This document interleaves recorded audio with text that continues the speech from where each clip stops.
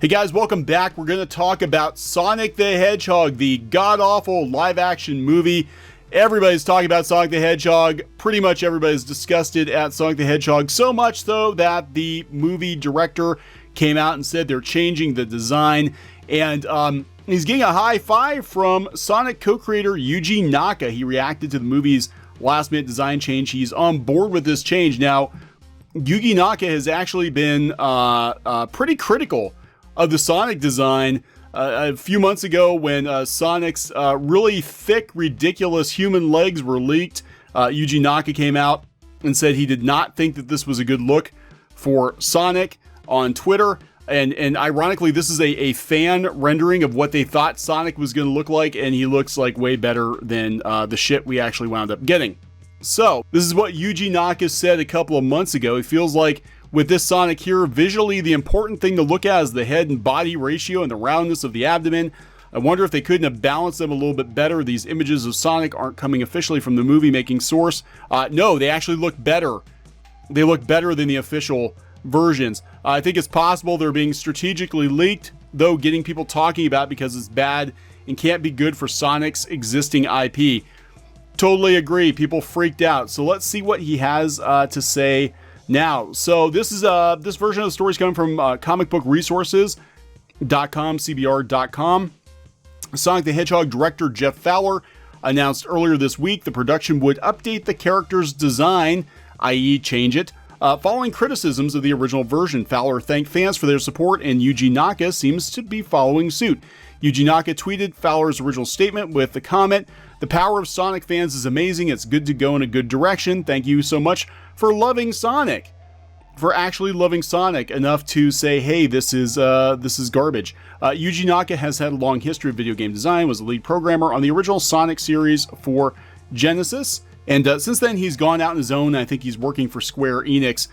But when Sonic's co-creator comes out and says, hey, this is a problem, you really need to listen to this, that's actually a good thing. Now, compare how they're dealing with Sonic the Hedgehog to like Star Wars, right? Star Wars, there have been a lot of concerns about, how Luke Skywalker was treated, some of the decisions, even stuff that was leaked, before the movie came out, there was time to change. You look at Lucasfilm's reaction, and they basically were like, kind of screw the fans. We don't care. We're going to make the movies we want to make, and that's it. Fans, don't really. It doesn't really matter to us. They're going to come see it regardless. And people did until they didn't show up for Solo. And you look at, I don't know if there's any saving this movie. I mean, you look at the whole package, and it doesn't look like it's going to be very good. But the fact that they're actually willing to listen to a very large fan base, make some changes is a pretty good sign. Now, there are some people, we've run into people online that, they're like, oh my God, now you're going to let the man babies have their way and they're going to think that they can dictate everything from now on. It's like, well, no, but something like this, I mean, when it's obvious that the fans aren't on board, that the core audience that you're marketing to, that you're hoping will turn out for this movie are not on board with what they're seeing, there's no shame in backpedaling. And I think more studios and publishers and game developers need to take fandom into consideration as sort of marketing research, right?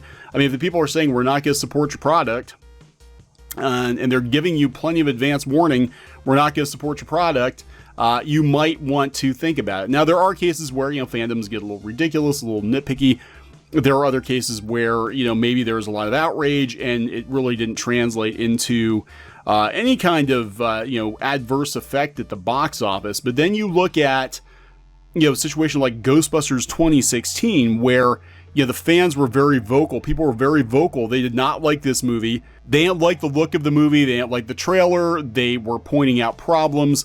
And the studio just doubled down. The people behind the movie doubled down, and the movie bombed. It bombed at the box office, so much so that they're basically rebooting it by going back and doing a Ghostbusters 3 that's and promising the fandom that they're going to try to stick a little more closely to everything that went down in Ghostbusters 1 and 2. That would be a direct sequel, actually done by the son of the guy who directed the first two.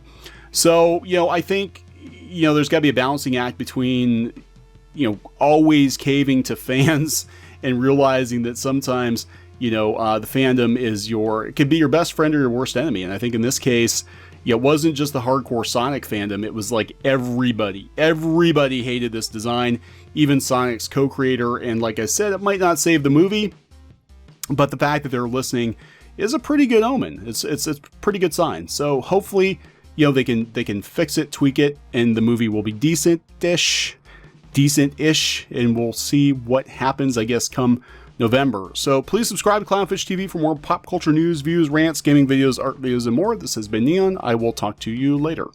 Hey guys, thanks for watching Clownfish TV. Please consider supporting the channel. Go to clownfishsupport.com. That's clownfishsupport.com. And if you want to join our community, go to clownfishtalk.com. That's clownfishtalk.com. Please subscribe, ring the bell for notifications. We will talk to you next time.